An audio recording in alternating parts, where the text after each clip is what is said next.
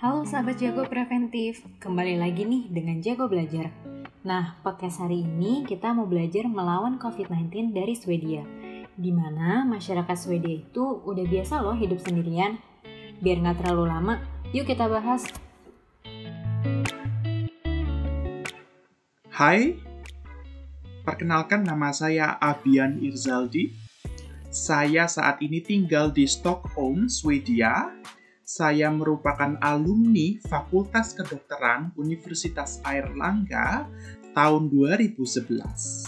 Saat ini saya menjalani Master of Public Health Science dengan spesialisasi di Health Promotion and Prevention di kampus Karolinska Institutet, Stockholm, Swedia.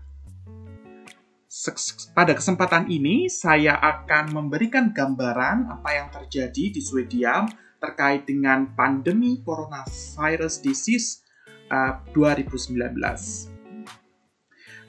Kasus yang ada saat ini di Swedia hampir mencapai 12.000 kasus dan sekitar 1.200 kematian per tanggal 16 April 2020. Hal ini menunjukkan bahwa coronavirus disease merupakan salah satu masalah kesehatan yang ada di Swedia. Pemerintah Swedia tergolong salah satu negara yang memberikan intervensi yang paling rileks di Eropa. Tidak ada yang namanya lockdown, massive testing sampai saat ini belum dilakukan. Kebijakan-kebijakan yang ada di Swedia untuk menangani coronavirus disease ini adalah sebagai berikut, yaitu larangan berkumpul dengan lebih dari 50 orang. Kedua, upaya menjaga jarak di tempat-tempat umum seperti rumah makan dan supermarket. Yang ketiga, himbauan untuk tidak melakukan perjalanan yang tidak penting. Keempat, himbauan untuk bekerja dari rumah. Kelima, digitalisasi kegiatan belajar mengajar di universitas. Keenam, himbauan isolasi di rumah bagi para lansia. Ketujuh, memberlakukan kebijakan cuti sakit dibayar atau paid sick leave. Kedelapan, penghapusan aturan surat sakit untuk mengambil cuti. Kesembilan, skema bantuan ekonomi.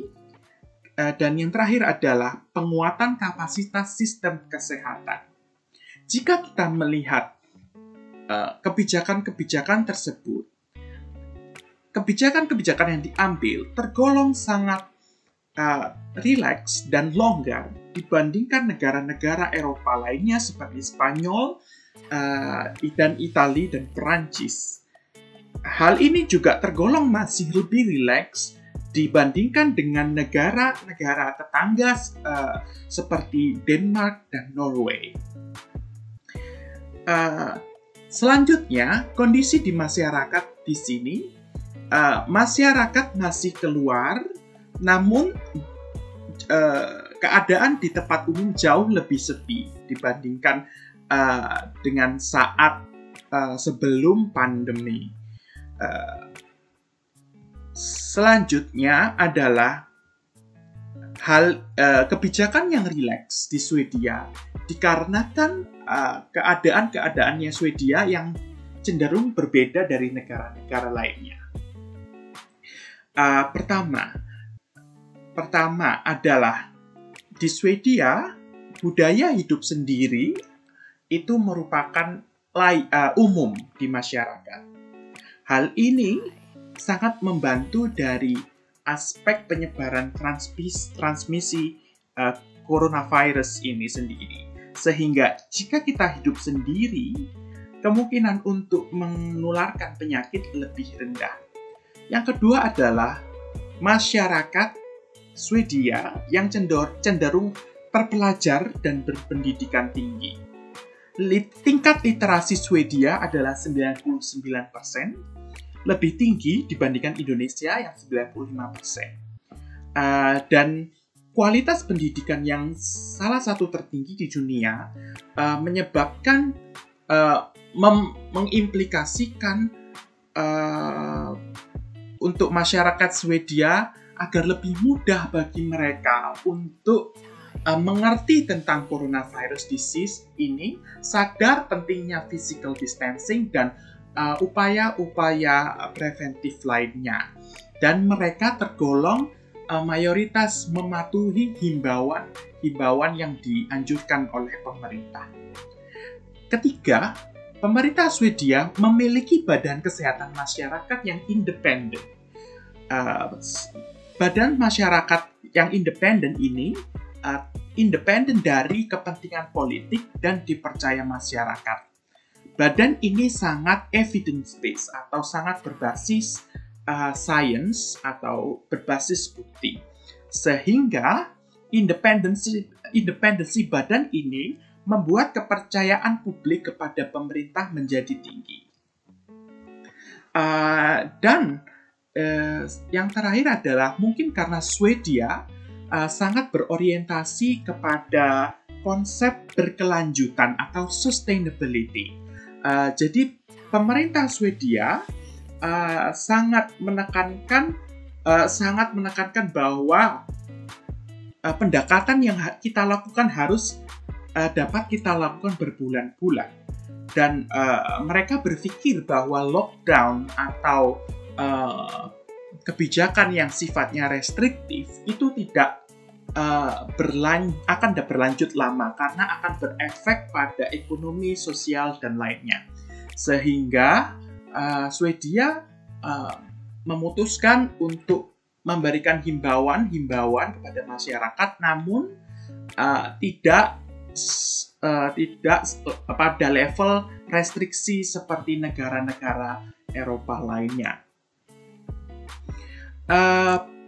Untuk warga negara Indonesia di sini, saya tidak mendengar hal-hal yang buruk, namun terdapat KBRI sempat memberikan hotline dan menganjurkan WNI untuk melaporkan jika mereka sakit atau memiliki masalah-masalah. Jadi mekanisme WNI di sini sudah diatur oleh KBRI dan bagi saya bukan merupakan masalah.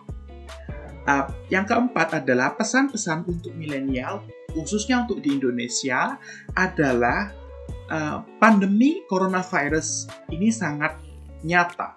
Dan saya berharap bahwa setiap dari kita mematuhi himbauan-himbauan yang diberikan pemerintah seperti physical distancing dan work from home bagi mereka yang bisa melakukan. Dan penting juga untuk bagi milenial untuk berkontribusi sesuai kapasitasnya. Misalnya Anda bukan merupakan tenaga kesehatan, mungkin kita bisa memberikan informasi yang benar dari sumber yang terpercaya seperti WHO, CDC, ataupun Kementerian Kesehatan.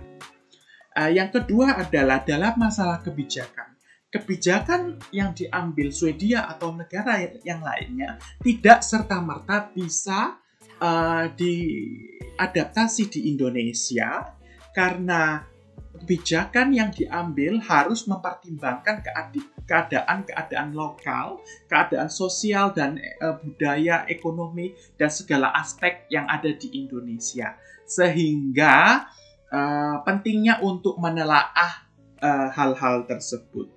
Itu dari saya, semoga berguna dan membantu, dan semoga dapat membantu memutus transmisi coronavirus disease, dan semoga kita akan dapat melalui pandemi kali ini dengan baik. Terima kasih. Nah, segitu dulu podcast kita kali ini. Sampai berjumpa di podcast Jago Belajar selanjutnya.